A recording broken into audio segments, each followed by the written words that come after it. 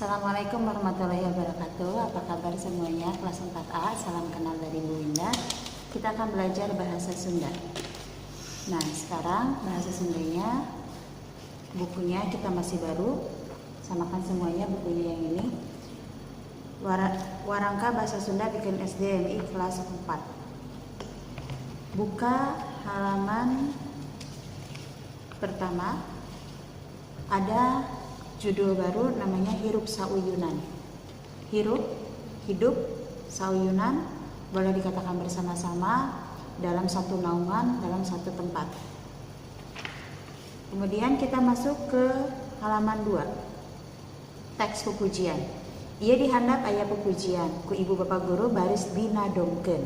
Bisa wae dinadongkeun ku salah saurang siswa sejenna ngaregepkeun. Di sini kita diminta untuk menadongkan. Menadongkan itu semacam kalau kita biasanya mendengarkan di musola-musola itu ada tarhim yang pagi-pagi yang mau selawatan seperti itu. Tapi ada kalau di orang Sunda itu disebutnya pupujian dengan menggunakan bahasa Sunda. Nah, untuk teks pupujian yang pertama yaitu tauhid. Di sini kan biasanya dinadongkan, tapi ibu hanya memberikan contoh saja. Tapi kita nanti bacanya nggak usah pakai nada. Kalau dinadakan biasanya seperti ini. Hayu urang babahanan dibekeleun di akhirat sing loba amal-amalan ibadah sing husu pisan. Itu kalau kita di kelas kita menadongkan seperti itu. Tapi kan sekarang kita di rumah dan tidak usah memakai nada, kita seperti membaca puisi saja.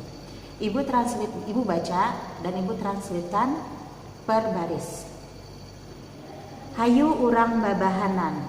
Ayo kita mempersiapkan pibekeleun di akhirat, untuk bekal di akhirat. Sing loba amal-amalan, supaya banyak amal, ibadah sing khusyuk pisan, artinya ibadahnya kita harus khusyuk.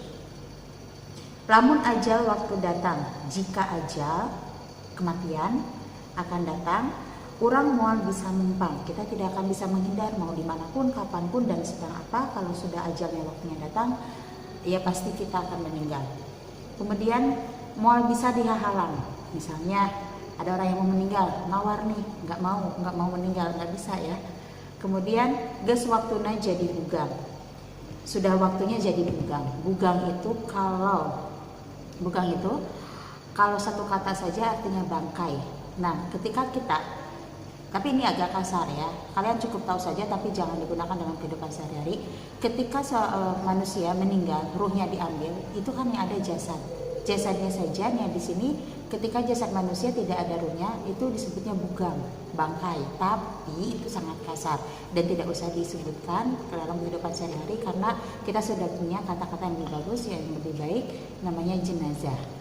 Kemudian harta banda nungagaya, harta benda yang banyak urang moal bisa mawa, kita tidak akan bisa membawa, artinya kita yang punya mobil, kita yang punya rumah banyak, kita yang punya perhiasan tidak usah dibawa dikubur, tidak akan dibawa.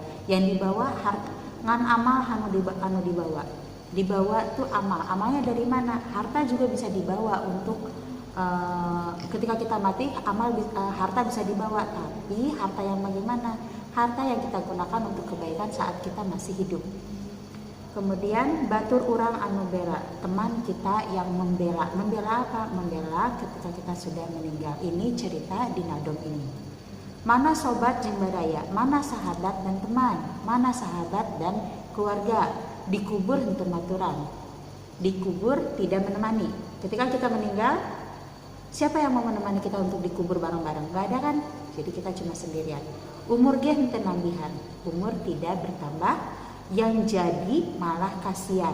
Ini kasihan di sini, misal orang yang ditinggalkan dan kita yang meninggalnya, kadang-kadang kasihan meninggal, tapi yang namanya meninggal ya jadi pasti harus meninggal.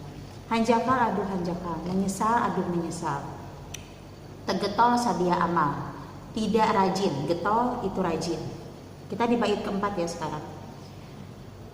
Di bait kelima. Tegetol tidak rajin sedia amal. Padahal yang jadi bekal kita suatu nanti setelah meninggal hanyalah amal.